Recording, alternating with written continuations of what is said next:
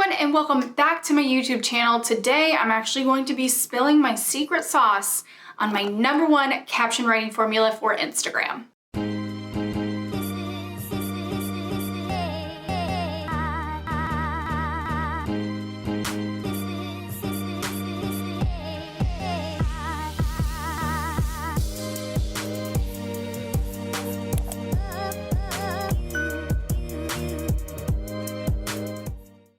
Now, this caption writing, it is a little bit more in-depth. It's not like just pulling a cute quote off Pinterest and slapping it in the caption.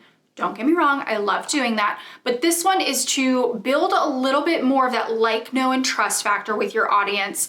It will get them to engage more, it will get them to buy more, and it will just give them so much more value. And since this video is gonna be a little bit more in-depth, I wanna go ahead and jump right in. So there are 5 different parts to writing this Instagram caption. The first section, you're gonna hook them in. The second, you're gonna agitate a problem. The third, you're gonna acknowledge that problem. The fourth, you're gonna solve that problem. And last, you are going to give them a call to action. Now, I wanna walk you through what each of these mean because this is a very similar type of writing structure to more copywriting that you'll see on a sales page or that you're gonna see on a website or things like that. But I wanna translate this into caption writing for Instagram because we only have 2,200 characters to do this.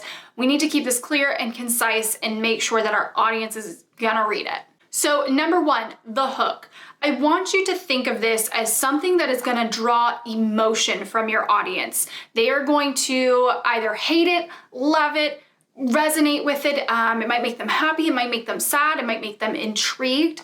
But I want you to think of those really catchy BuzzFeed articles that make you then go take a quiz to find out like what kind of cheese you are. That's kind of how I want you to think about this. Those attention grabbing headlines that like the paparazzi, paparazzi photo would accompany for a big celebrity. Something that will grab attention. So for me, this might look something like how I gained 2,000 Instagram followers last week. And the reason why you want to grab that attention so fast is that we only really have about 1 to 3 lines of text before Instagram has that read more button. And we want your audience to click that because not only is the algorithm going to love that, it's gonna make sure that your audience is devouring the content that you are producing. So my little catchline of how I gained 2,000 followers last week on Instagram might be enough to hook you in and to get you to read more, but there are a couple of little tips and tricks that I wanna share with you to make sure that people can see that hook and really want to read more. So this is a strategy that I use with my clients and with myself.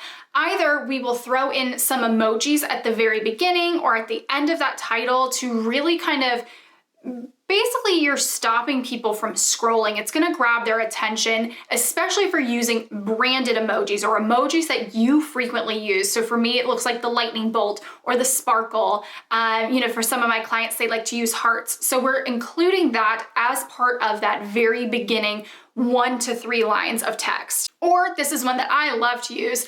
I will put everything in all caps, like in those big bold letters, and then I'll do a ... and give some kind of like little hook to get them to continue to read more. But just basically what you're gonna wanna do is break up the feed. So if you use just regular text, yeah, it could get them to stop, but you really wanna grab attention in those first 1 to 2 lines with some kind of visual component. All right, moving into the second part, agitating a problem. Now, we're not trying to make anybody cry or really make anybody upset, but you want to really start to speak to your audience, speak to your followers, and address a problem that they might be having. But this has to relate back to that hook. Again, BuzzFeed and some of these tabloids and things like that will hook you in with that title and then never really give you that kind of content. I don't want to do that. We're not trying to be spammy or sleazy or clickbaity. We do really want to make sure that that headline or that hook will relate back to what we're about to say. So for instance, mine, how I gained 2,000 followers last week on Instagram. #1, it's not a lie. We never want to do that. And #2, I can then say something like, are you still struggling with the Instagram algorithm? Or for me, Instagram Reels have been giving me really good followers lately. Are you still struggling with creating Instagram Reels content? And exponentially growing your following organically or something, a problem that your audience might have. We want to address it. And we want to call out that problem to the audience member because again, we want them to continue to read to, the next couple of parts where we address the problems that they are having. So let's say you're a wedding photographer and your hook for this one was calling all COVID brides, ... And then you might lead with something like, sick and tired of sending out 200 invitations and save the dates and resave the dates and blah, blah, blah, blah, blah, or whatever problem that COVID bride might be happening. And then the rest of your caption could go into talking about elopement and your elopement packages. Again, we'll get to that in a second. But essentially, you're gonna want to agitate that customer's problem to get them to read more. That moves us into the next step, acknowledge. You want to acknowledge the problem. You don't want to just call it out and be an asshole. You really do want to identify with your follower. We don't want to just be a jerk and call the problem out and then leave them there, leave them hanging. You either want to identify saying you have been in their shoes or you know what they're going through or you've seen it before or things like that. So again, going back to my example, that might look something like, hey, I've been there. I've had 0 followers. I struggled to grow a following organically. I know how you feel, blah, blah, blah, blah, blah. This is a great place to give a very short personal anecdote or a story. Again, we want to keep this very, very clear and concise. So maybe just a sentence or two, and then this will lead us into our next big step here. Now, this is the part that I see most people struggle with when writing this kind of caption formula. We now need to solve their problem, and this is where the value comes in. So for me, again, in my industry, I've already agitated their problem. I've already acknowledged I've been there. Now I need to give them tips on how they can actually get these followers organically. Because again, remember, my hook was how I gained 2,000 followers on Instagram last week.